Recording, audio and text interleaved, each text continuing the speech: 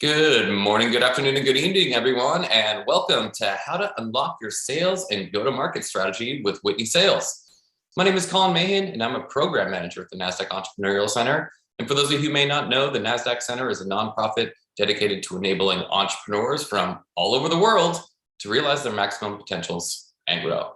As you may have just seen in the chat, the Nasdaq Center, along with our partner Mentor Cloud, launched a free mentor matching platform for entrepreneurs called Mentor Makers. You can create your own advisory board to guide and inspire you with in-the-moment mentorship from topic experts and professionals dedicated to providing exceptional mentorship to entrepreneurs across all races, industries, and geographies. So find or become a mentor today by using the link in the chat. Mentorship matters to all entrepreneurs. Their success is dependent on it. Quick housekeeping item, we're going to open up for live Q&A at the end of the event, so please submit your questions in the Q&A function at the bottom of your screen throughout the presentation. Now, none of what we do here at the center could be possible without all the amazing support from our sponsors, including Nasdaq, Lehigh University, Bank of the West, KPMG, Wilson Sonsini, Woodruff Sawyer, and BPM. We're humbled and grateful for their contributions. Now, during these still unique times, we're curious on how sentiment is among the entrepreneurs that we're working with. So I'm just going to launch a quick poll to just let us know how you're feeling about your business right now. 2022, here we are. Appreciate you all participating. We've been measuring this since the beginning of the pandemic. Hopefully sentiment is increasing, but understand there's a little bit of survival mode and anxiety out there. So I'm going to end this poll, share these results. Looks like optimism's in the lead, but understand that there's just some anxiety and survival mode out there. I have a feeling our presentation today will help alleviate some of those negative sentiments. So without any further delay, please join me in giving a warm welcome in the chat to our special guest. Whitney Sales is a general partner at Forum Ventures, and she's the creator of the sales method. Whitney, welcome. So happy to have you. Thanks, Colin. Over to you. Awesome. Hi, everyone. I'm just going to go ahead and share my screen here so you guys can see. Here we go. Awesome. So a little bit about me. What we're going to go through today is basically how I think about how to structure your sales conversation, and in those sales conversations, how you can pull out that information to actually then learn a little bit more about your go-to-market. My background is in early stage go-to-market. When I define early stage as basically pre-seed to Series B stage. So Series B is usually when you start to see more of a repeatable process across multiple segments. I am a 4-time VP of sales. I've had 4 companies on the Inc. 5000 fastest growing companies list, been through several acquisitions and an IPO, then transitioned into investing for Forum Ventures, which for those of you who aren't familiar with it, is a B2B SaaS accelerator and seed fund. I worked on the accelerator for about 5 years during that process, and then transitioned over to the seed fund. During that process, invested in over 160 B2B SaaS organizations. I've also been an advisor for a number of SaaS companies, involved in Launch, Founder University. I also teach at HBS with Mark Roberge as a sales coach in their entrepreneurial sales class. So lots of experience specifically in the go-to-market space, launching new products, working with founders on their go-to-market, and doing a bunch of advisory work across a number of funds as well as with other founders. And then, as I mentioned, what we're going to be going through today is how to structure a qualifying conversation. I realize a lot of you probably feel that you already know how to do this, but there's some really important things in the early stage to do to tee up your company for success. And the qualifying conversation is really the baseline for doing that. The point of this overall talk is basically, if you ask the right questions, the customer is going to tell you everything you need to know in order to sell to them. Also, to figure out what your go-to-market should look like, because the patterns that you learn and the questions you're asking will actually define the overall strategy that you should be applying to your go-to-market. This applies to professional services organizations. It applies to B2B SaaS orgs. It applies to upsells.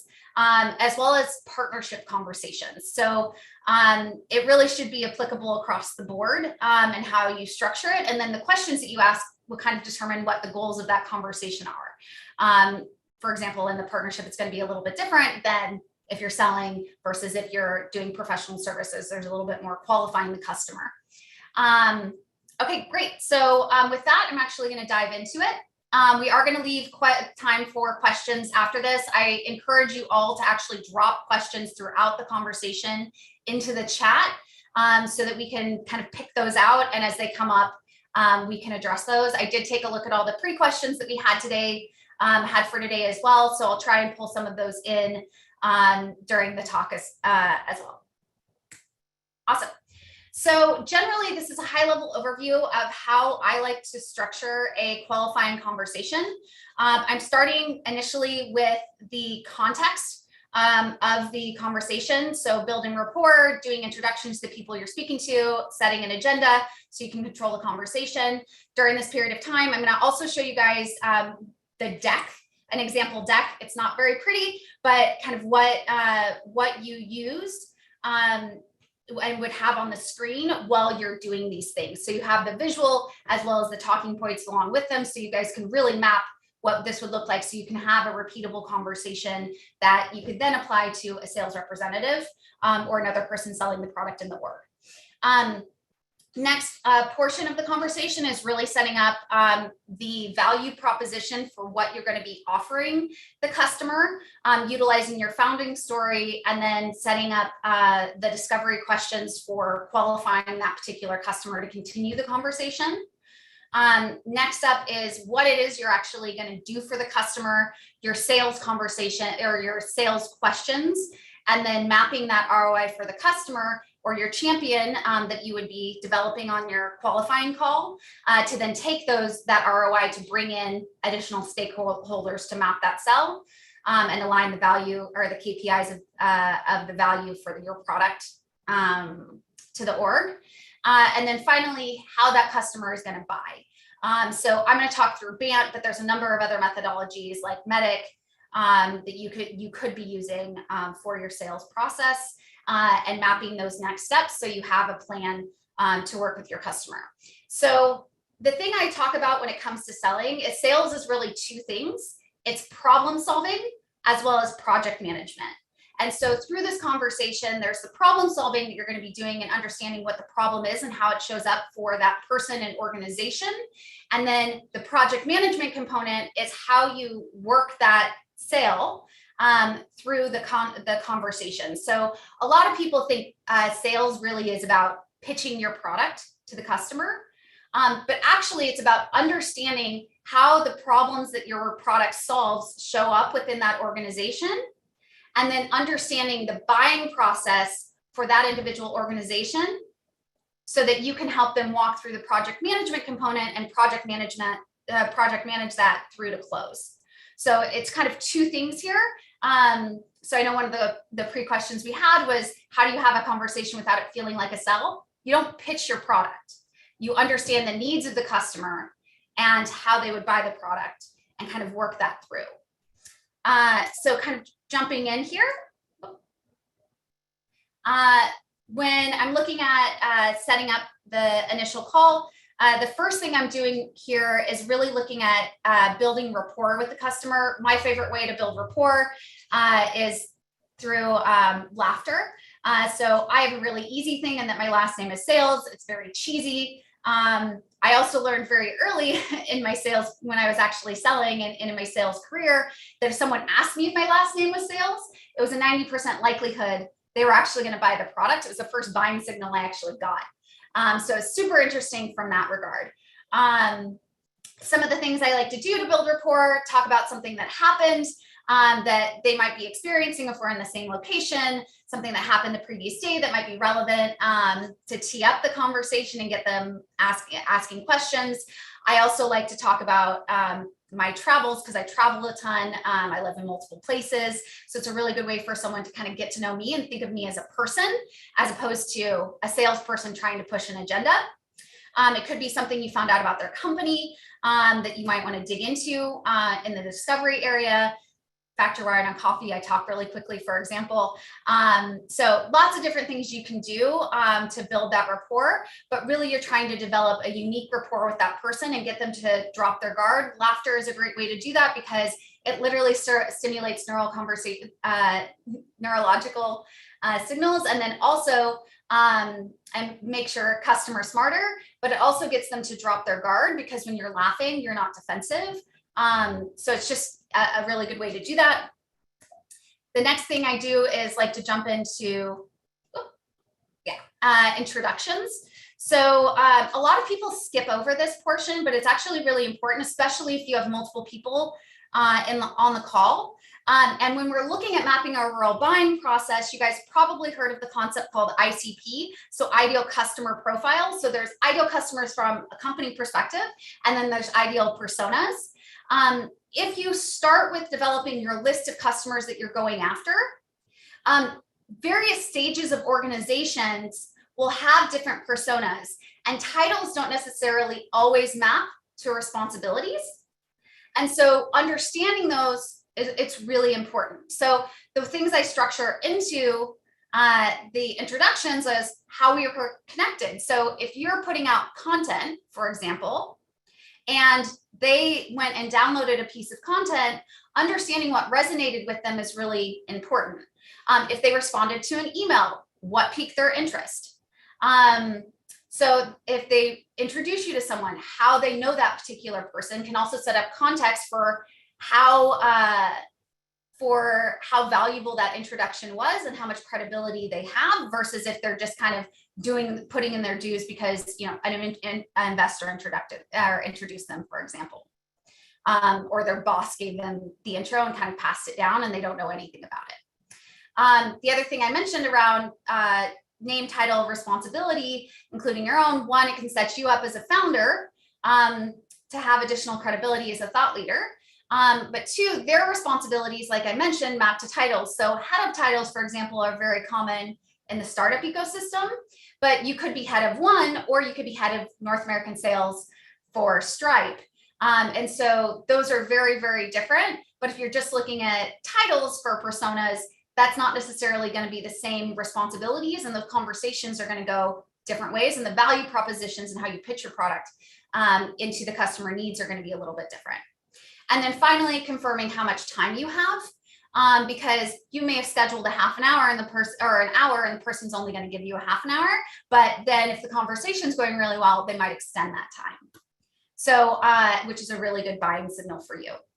And then finally, I like to, down here, I have a little tip. I have some additional tips that are kind of like more advanced. But the thing I like to do during the agenda portion is make sure I'm writing down people's name, titles, and responsibilities, because especially in a world of Zoom where you're doing virtual calls, if you notice someone's checking out and you're going to speak to something that's relevant to them, you can mention their name to loop them in. Or if you know an area you're going to be talking about is super relevant to maybe a more senior person, because people usually have, you're probably doing it right now, is taking notes or checking your email, and I want to pull you back in, I can say your name, or hey, Colin, this is actually a really relevant area for you. Remember how you were talking about, your responsibilities being this XYZ, this is the piece that actually applies to your purview, right? So it's a way to pull those people back in and keep them engaged. Also, a fun fact around this is the dynamic that people interact in a meeting really is going to tell you a lot about their buying process. So for example, if you have a senior person driving all the questions in the conversation, it's probably going to be more of a top-down decision-making. If you have an individual who is driving a lot of the questions, that might be your tactical stakeholder, where it's going to be their responsibility to implement it. Or if you have multiple people asking questions, it might be a consensus-based sell in which aligning people around the KPIs and the value of the product, the KPIs for success and the value of the product is going to be a little bit harder, because you have to really align the organization around how they're going to be using the product and what value they're going to be receiving, right? So again, really important piece. And I know it's something people think about, but they don't think about the value and how you're mapping this to your broader go-to-market. Next up is the agenda. So And I have a quick script here around it, but the 3 pieces of it are goals for the call, structure for how to engage with questions, and then anything that they'd like to discuss. So just a real quick script, you can see that it's very conversational in how I've structured it. But so I want to go over a quick agenda for our meeting today. My goals for the call are to get an understanding of how you guys currently do, the area in which your product addresses, then discuss how we can potentially help you with that. If there's a fit, we'll go over next steps. Sound like a plan? Great. Is there anything in particular you'd like to cover on our call today? One thing I do want to ask is that we make this a discussion versus a pitch, though I love to hear the sound of my own voice.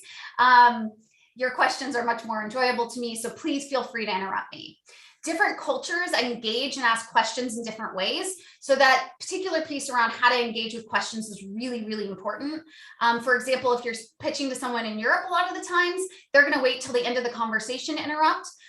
If you're dealing with a group of people, you need to let them know you might be pausing for questions because you don't want them to take over the conversation. So again, allows you to control the conversation a bit more. If you let them know how to engage, if you're more one-on-one, you may want to make it more of a conversation, right? So really important piece. I keep the cover slide up. Core components of the cover slide, obviously, your logo, the title of your company, specifically you might have a one-liner around what your product does. You might have, some keywords around the differentiators when you're speaking to that person, because you might be modifying the deck and changing it. And so having the additional decks that you've worked through with an individual client is really important. And then your name, you might have your contact information on there as well. So that was just the kind of cover slide that I'll go through when I'm going through rapport, agenda, and introductions. So next up, this is actually the most important piece of the overall conversation that a lot of founders actually miss, which is framing what you're going to be talking about. So before I jump into my founding story, I like to ask what they know, because if someone is an educated buyer coming into the conversation, that's a really good buying signal. If they don't know anything, it's good to know how much context you actually need to give them.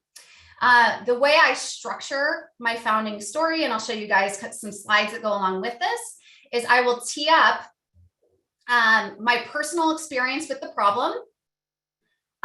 So for example, when I started the sales method, one of my biggest frustrations when I was working with founders was that they were hiring VPs of sales too early within the organization and not taking the time to sell the product themselves and detaching themselves from the customer feedback too early on, and bringing in VPs of sales that didn't have the relevant experience they needed, and a bunch of money was being spent on the wrong go-to-market strategies within those organizations. And I was just seeing this happen over and over again, and someone would come to me and ask for support, and I could diagnose the problem pretty quickly just based off of those conversations.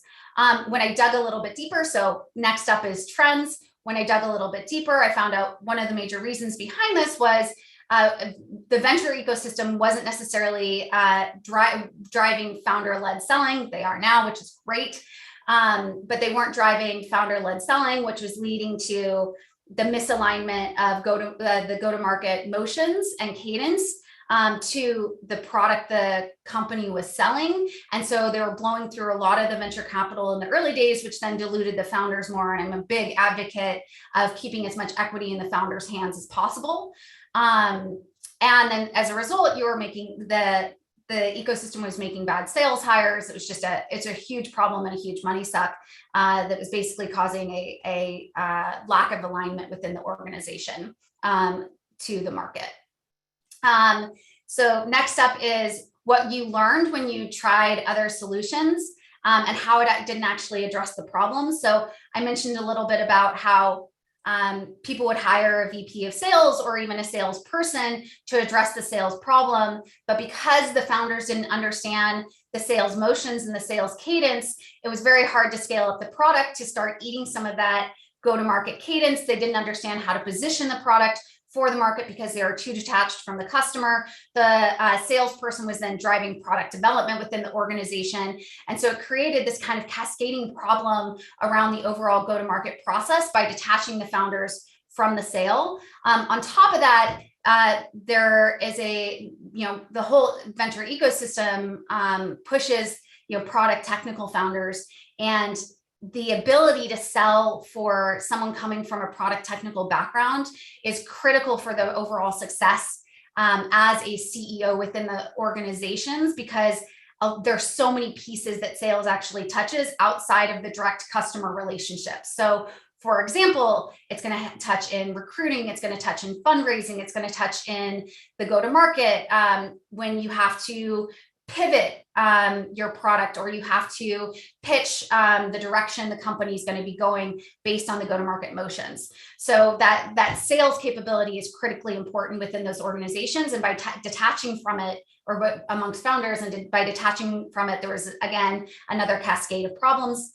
And so I ended up developing kind of inter-solution here. I ended up developing the sales method. So that's kind of a general structure overall. So personal experience with the problem, when you dug a bit deeper, the overall trends that you uncovered, when you looked at how people were actively trying to solve that problem, you ended up at basically how those solutions didn't work.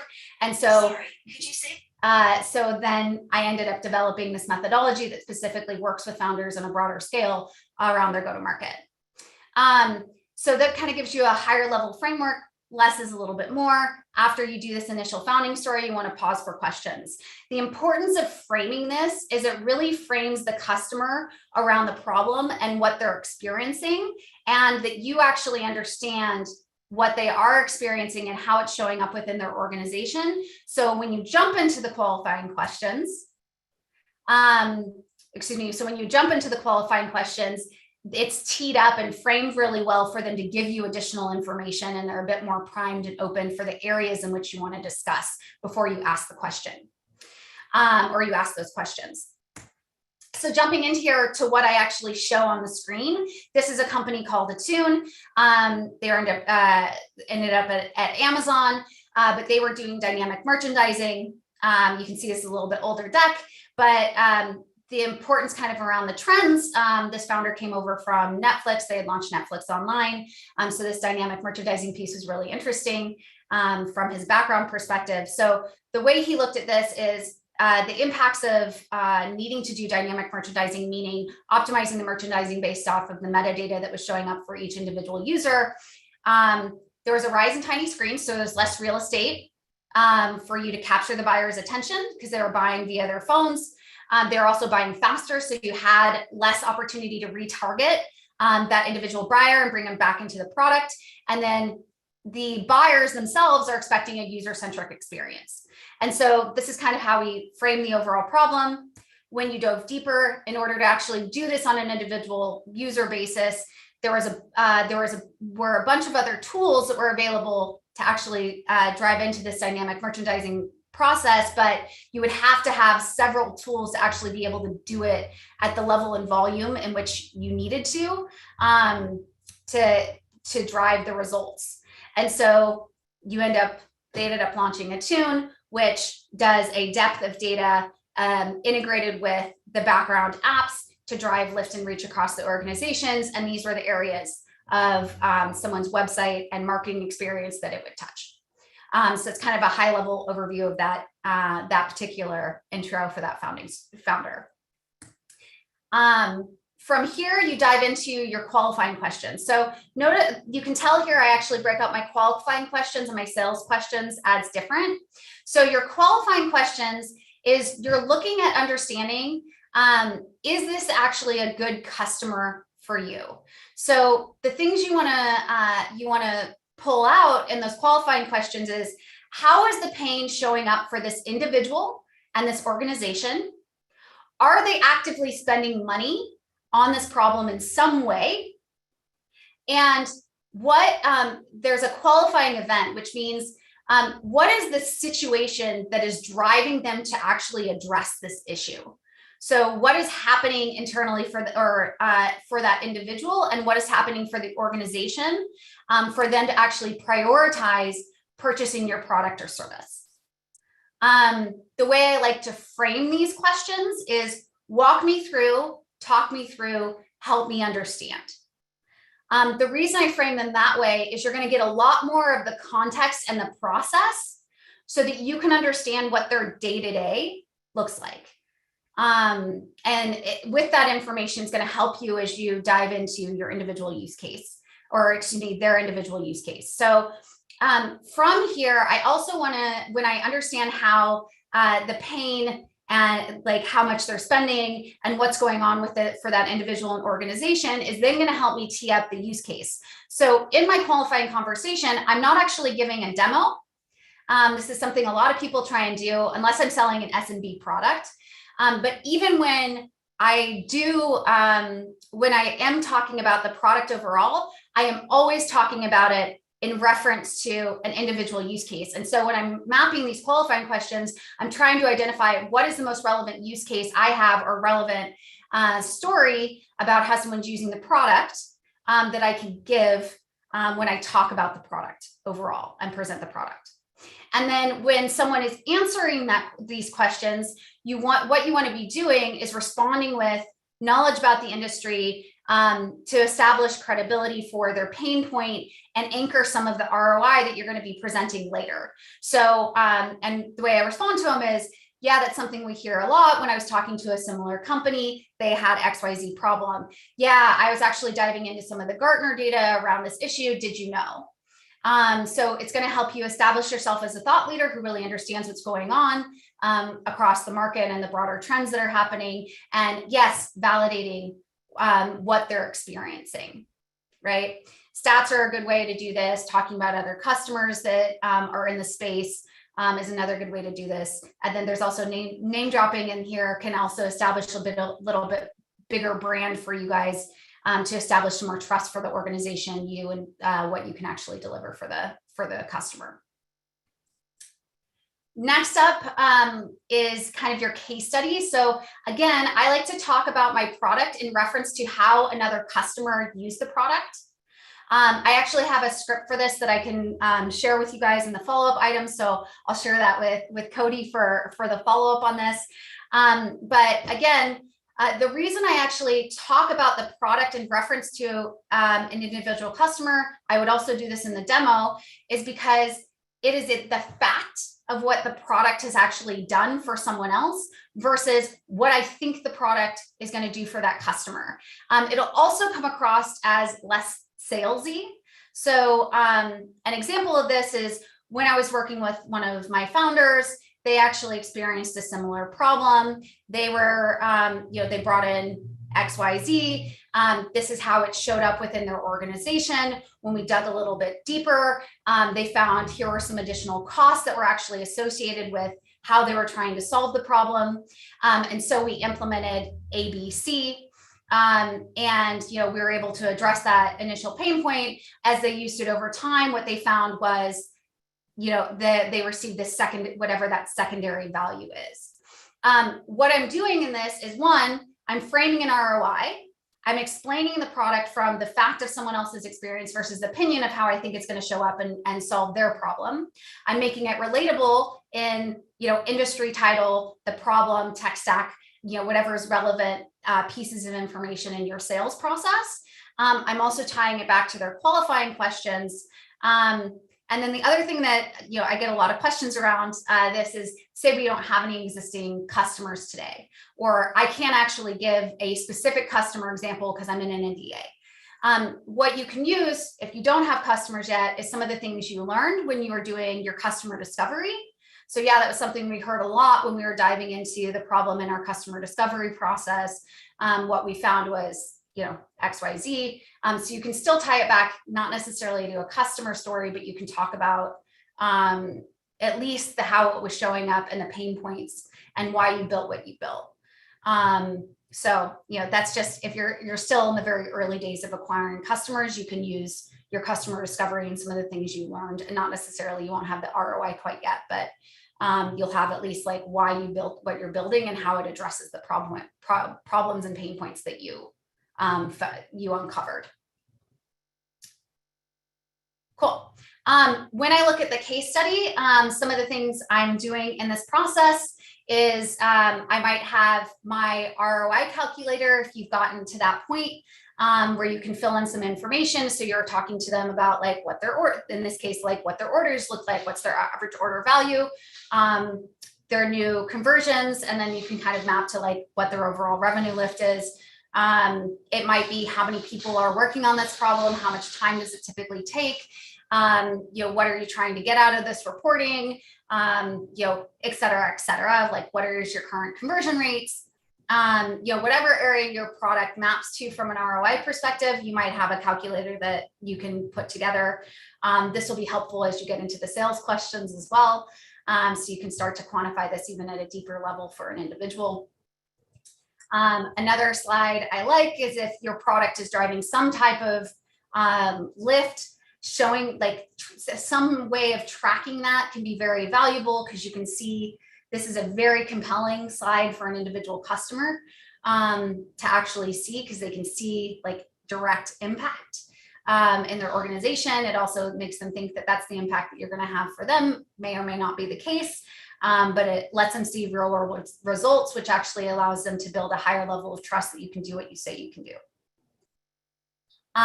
If you don't have any of those, quotes are a great way to get there as well. So those are 3 things that you might be able to use as you go through your customer case study in the process. I have a bunch of different templates for this, but those are kind of 3 of the most common that you'll see from a design perspective. Next up, I'm going into, kind of keeping an eye on time here. Next up, I'm going into my sales questions. So my sales questions, again, what I'm trying to do here. So first it was understanding if they're a good customer for me and getting what case study I can use or use case story I can use to validate that we can do what we say we can do and the value we're going to offer the customer. Now I'm going to go into what is the ROI for this specific person, department, and organization, so that I can build them as a champion and show up and understand tactically how it's showing up for them, as well as strategically and why it is getting prioritized within that organization, so that I can then give them a clear use case on how we can actually address those problems for them. When you look at driving value for a customer and driving urgency for a customer, you really need to be mapping that ROI to that individual. You need to understand how they experience the pain point themselves to develop them as a champion to help you navigate the sales process, as well as how it's showing up for the department and organization, because the department piece is going to help you understand later when you hold a stakeholder meeting. The organization is going to help you get it through the financial buying process if you're selling to a mid-market or enterprise organization. So it's really important to map those out so that you can then develop this clear use case that person can bring back to get other stakeholders involved in the next meeting, ideally. And during this process, the way, again, walk me through, help me understand. And when I'm responding to them, instead of responding with thought leadership and validation and statistics, what I'm doing is responding with emotional empathy. Oh, wow, that must be really frustrating. Wait, can you tell me a little bit more about that? Okay, and how exactly does that work for you guys? Oh, okay. So tell me, like, okay, so you have to go to this person and then this person. And so when you do this, one of the things you want to be repeating back is what it is that you're hearing for the person. So if I'm after you go through this, so if I'm understanding you correctly, this many people are involved. This is how long it takes. Then when this gets together, these are some of the biggest problems that you're having with this. And then when you present that information to the broader organization, this is then additional challenges that you're having that you have to go back and correct. Do I understand that correctly? Yes. Okay. And then can you tell me a little bit more about this particular area? Like, what does it mean when you have to go back and do this? How much time is it costing you? Like, how does it delay the various, goals you have as a department? How do you have to bring in additional people to do that? So you can really understand kind of the color and context of their experience with the particular problem and pain points that your product solves. Great. So from there, once you fully understand it, you can go back and look at how you're going to impact from a service or product perspective, how it's going to impact their business. So you can really look at, okay, so based on what I'm hearing from you, after you've repeated back what you understand from a value perspective, what I would see is we can probably reduce the number of people that it's taking to do this, maybe down to one. It'll take you, 30 minutes to an hour. We'll have that report already set up for you and configured. So it'll be mapping that information in. From there, you can actually, let's say it's financial, we can reconcile that information for you on a transactional level versus at a summary level. And you'll see XYZ value as we go through it. And then when you look at, putting together your reporting for your executive team, we should be able to get you that information, days with it versus a month. At a more granular level, so that you can prepare for board meetings faster, whatever your value is of your product. And so, for you on a day-to-day basis, what I can see is we can actually free up a good chunk of your team's time to work on other things. You can also scale up this particular component of the business without necessarily needing more headcount, because we can automate a good portion of that. And then from there, the reporting you put together, we're going to actually be able to, again, automate that. It'll be more templatized. So you can just, cut and paste some screenshots or export that data to put together, import it into your traditional, Excel. So that's a much easier process for you that is going to be more complete and obviously much faster. So when you present that to your team, you might even be able to present additional data because you're seeing it at a more granular level, right? So I'm giving that particular person's, and then when we look at the broader organization, I gave them, again, ROI to pull back to bring in other people. And then tying it back to the information they gave me from my sales questions, and I'm giving it in a very clear, concise, easy way where they could go and kind of write it down and bring it to someone else. And I will summarize that information as well in a follow-up email. Again, when I'm giving this information, this conversation, again, is to develop my champion. And the ROI story, you might have, a specific slide around that that's going to be part of the background deck. This is a higher level conversation. You're not getting into the granularity of the product. That usually happens in a technical review. You're selling to mid-market or enterprise. If you're doing a demo of the product, the thing I like to mention on this, once you get into the stakeholder meeting, just because it's really important, is don't do an entire end-to-end demo of the product. Hit on the key points of the product that are relevant to that individual company. In the same way, you're not going to talk about the entire ROI of the product. What you're going to do is hit on the ROI of the product and the specific use case for that individual company and how it shows up for them, and show them the most relevant pieces. Because what ends up happening when you show the entire product, or you try and talk through everything that the product does, is one, people will get lost, and two, they'll get stuck in the weeds. So they'll look for an individual button or something that's not there that maybe your competitor had, instead of nailing how you're going to be the best at solving the key areas that they actually need addressed, right? So that's one thing I like to mention. I also talk about don't use your deck as a crutch.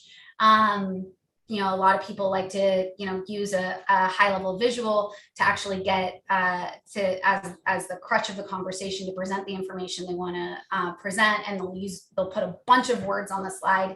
In reality, when you're presenting something, I have a bunch of words on the slide, but it's because I send this over to you guys afterwards. But when you're presenting from a product perspective, you want to keep the number of words on the slide way down, keep it hyper visual, so that the person is paying attention to you versus trying to read what's on your slide. Right. So my goal for this slide is like, I want to send this to you afterwards and you guys can use it within your organization. So I have it all broken down and written out. So from here, once I've given them the ROI story, I mentioned, so one piece on this, sorry, I missed, is after this piece, I want to pause for questions. The reason being, after I give their use case and their ROI, the conversation will go one of two ways. They'll either ask why-oriented questions, in which case they're not brought into the value of what your product actually does. Like, how is this different from XYZ? And what I'm doing, I don't understand why I can't use an Excel spreadsheet to solve this problem. From what I'm saying about your pricing model, it seems like, I could actually do it for this way. Like, why wouldn't I hire a development team to do this versus using your product, right? So they're more kind of, why would I use you type questions, or why would I solve the problem this way type questions versus asking more questions around, well, what does implementation look like? How is your pricing model structured? Do you guys do any type of proof of value? Can you talk me through what other companies have worked with you guys and, how they're using the product? So you'll get more process-oriented questions. The why-oriented questions tell you they're not bought into the value your product offers. And so you need to go back and actually re-qualify and really understand a bit more about the problem for them and how it's showing up, because you maybe pitched the wrong use case. If you get the what-oriented questions, those are buying signals that then tell you should be going into starting to map the buying process for them, right? So again, I talk about BANT here, so budget, authority, needs, timeline. When you're actually in your early stage go-to-market and picking the segment of buyers that you're going to be selling to, the thing you're looking for is speed of buying process, right? And strength of need. And so when you look at mapping out your buying process, you're going to be looking at this information to actually help you then figure out your market segment you're going to focus on. So that's kind of this really interesting or really important piece of the overall buying process. If you're more experienced selling, you may move this up within the sales conversation versus leaving it towards the end. If you're newer to selling, product technical founder, someone in, maybe marketing, someone who hasn't sold a product before, just in general, a lot of people feel more comfortable waiting to the end of the conversation. Make sure you're allocating that time to really ask these questions. It should be at least 10 minutes to go through this. I have 5 minutes plus, but give yourself some time and breath to ask these questions if it's something you're uncomfortable doing. They should be conversational in tone. And again, this stands for budget, authority, needs, timeline. So once you've understood the needs, it makes it a lot easier, and that you can address the problem they have. It's a much more comfortable conversation for a lot of people if they don't have experience selling. Some examples of how I structure these questions, and they don't need to go in this order. It's just to remember what you need to be asking. Have you ever evaluated a tool like this before? What did that process look like? Is this something like, if you're selling to the enterprise or a later organization that actually has a budget, is this something that you guys have budgeted for this, this quarter, this year, this fiscal cycle? Can you talk me through another piece of budget that a lot of people don't think through is development resources to implement a tool? If you have any type of need for dev resources in the implementation process, or if you need any internal resources to be able to work through the project management of the implementation. So can you walk me through how you guys allocate development resources to implementation of products? Can you talk me through what your sprint cycles look like? Where would you see this fitting in to your sprint process or your planning? When would you be looking to have a tool implemented by? the knowing when they're looking to have a tool implemented then allows you to actually back into the overall buying process to potentially speed it up. So for example, if your product takes 2 weeks to implement, and it's going to take them 2 weeks to get resources allocated, and they have a 4-week legal process, that's going to tell you you have 2 months to actually get the sale through, which they need to then pull in the additional stakeholders, and you can map out and kind of plan out what that buying process is going to look like. So remember, I talked about that project management piece. That's kind of allow you to back into that. So authority, this is kind of assuming that you're going to need a stakeholder meeting. So a meeting, if you're selling to a mid-market or enterprise organization, you need to understand how to map people's roles within the organization and make sure you're bringing everyone in within the buying process. You might not know who those people are going to be yet.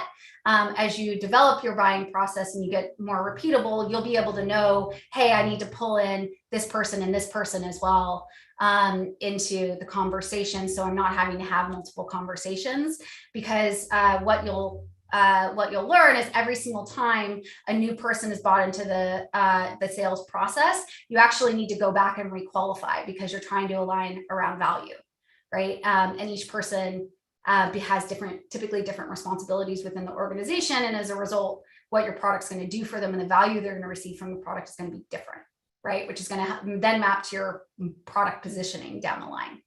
So authority. The question I like to ask here is there anyone else who would need to see the product or be involved in the decision-making process?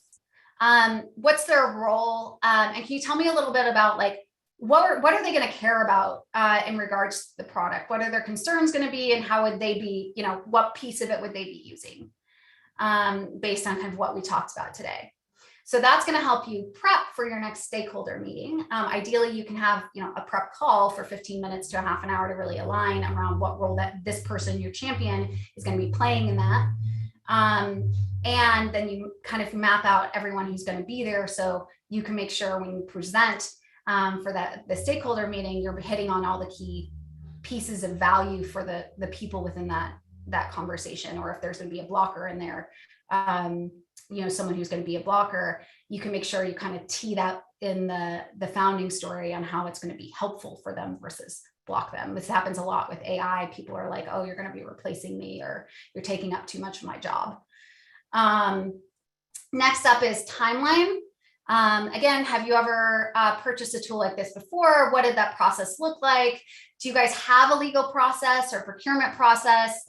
And again, I mentioned, is this tied to an internal deadline? Like, do you need to have something in place or get results back from, maybe it's a survey product, need to have results back for, your project plan, your product planning, or for your hiring or your culture review or your perf reviews.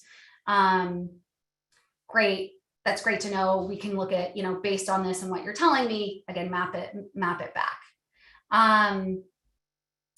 And the other thing that this is going to tell you is if they don't know their evaluation and purchasing process, they are probably not the decision maker, and you need to move up within the organization to get that information. So if they can't tell you that, they're too low on the totem pole to actually be able to move it through the org. Once you understand this information, again, you want to repeat it back. This actually comes from a strategy or from nonviolent communication. But one, it builds trust that you're listening to what their needs are and what it looks like. Two, if they missed anything when they were sharing information with you, they'll fill in those gaps. And so it really makes sure you get complete information for them, and then ask them if it was correct, right? So here's what the buying process looks like for you guys. Here are the people, our next conversation, this is what that's going to look like. These are the people that are going to be involved. We're looking at having that in about 2 weeks. You guys are looking to have the product implemented and results back by this period of time. So what we're seeing, based on that, I would say, we need to be working on having a decision by this period of time for, at least the proof of value to make sure we can get it implemented and rolled out by the time frame you guys need. And then this is the slide I have up when I'm having this conversation. So one of the biggest challenges that I see in the sales process and closing for most early stage companies and people who haven't sold before is they're not teeing up their next steps with the customer and what they want to happen. So we need to get the right people involved, schedule a 60-minute call, and then from there we would need to get access to your data sources for a review. This is again for like an AI type product. But if you're looking to drive an overall sales process, teeing this up is really a really important component so that you can drive your agenda as well as them driving their own agenda. And it ensures you actually get to this next steps portion. And then finally, when I'm wrapping this up, what you want to do is talk about what's going to happen when you get off the call. What's their homework? Do they need to get you an NDA for the stakeholder meeting? What's your homework? Always confirm, schedule and confirm your next step. And ideally send a calendar reminder with kind of the agenda items for that if you can, if those were, you had the time to touch on those. If someone is trying to blow you off around scheduling a next step, like, hey, circle back with me in 2 weeks. Great. Is this a good time of day for you? Awesome. I'm just going to send over a quick, 30-minute invite. I'll check in with you in a week to make sure that time still works with you so that we can circle up on these follow-up items, right? Because it's very common in the enterprise space to say like, yeah, circle back with me in 2 weeks, unless it's like something that is like a key issue for them to address right now. It's nice, kind of seeing it as a nice to have versus need to have, or they don't know specifically what to apply it to, but they know it applies to some of their responsibilities. So, that calendar invite is a really good way. One, it gives you 2 additional touch points. And 2, a lot of the times it'll end up on the calendar and they'll just accept it. So it allows you to at least schedule that. Awesome. So, I'm a little bit over. Sorry, Colin. I can stay on board for like 5 more minutes. So what questions do people have for me today? I'm sure they'll probably be kind of grouped in some individual areas. Of course. Well, first of all, thank you. And wow, I always love learning from you. Hopefully everybody enjoyed all those tips. I'm going to just launch a quick poll as you're thinking about your questions. But we got some good ones coming in. Let's start from the beginning. How would you handle the first customer if there's no proof point available? So again, I was talking a little bit about you can use your customer discovery. The things you learned in your customer discovery when you talk through the product and how the individual areas apply to that first or to the customer. The other thing to mention is your early customers you want to look at as partners versus customers, because they're going to be helping you learn about the market, ideally becoming referral sources, helping you drive product development. So you really want to make sure you're getting those early adopters and innovators as your early customers. So that they're comfortable with helping, like the fact that the product's not fully built yet, or you're still figuring things out. I love that.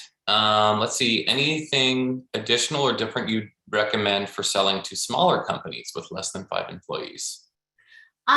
So if you're looking at smaller companies with less than 5 employees, I would really be looking at a BD partnership channel for distribution. So you're doing a one-to-many sale, and ideally productizing your onboarding process. So your sale is more in the post sign up trial portion and more of, so you're not paying commission on sales. You're doing more of like an onboarding for retention and making sure you're making an impact and getting the customers are getting value out of the product. So it's more of support than it is sales. So you're ideally doing a one-to-many, more marketing based sale than a one-to-one, because the CAC to LTV ratio is going to be off within the business, and you'll have lower margins unless you're selling a very high price point item to an individual. So that's one thing. So look at a BD marketplace distribution channel type of sale, with the one-to-one interactions being on the support side versus the direct to customer side. That's great advice. All right. Are there any other nuances to consider when highlighting ROI business case if you're providing a service versus a product? So on the ROI from a service perspective, it's probably going to be, because a product, you're selling the same thing over and over again. A service usually has a bit more nuance to an individual or company. And so on the service side, it's getting a little bit like, yes, it's how it shows up for the organization, but how you work with that org might be a little bit different unless it's templatized. And if it's templatized, you should be productizing the product, because any process that's templatized can be productized as a software, just to like, it's one of the things I think about. So if it's not, individually nuanced with the company, that's the big thing. There's usually a little bit more rapport around you, and connection and agendas, or excuse me, the connection and the intros is going to be, and building that rapport is going to be much more important, because the relationship matters more than what you would see in a product per se. Yeah, makes sense. All right, one last question before we've got to let you go off into the world. They've done identified and done our discovery calls without the demo. Is it advisable to send the demo POC by email link with a short summary? I usually, well, it depends on the price point of your product. But I usually recommend doing a demo live with a person, because you want to see their reactions to it, because it's going to tell you a lot.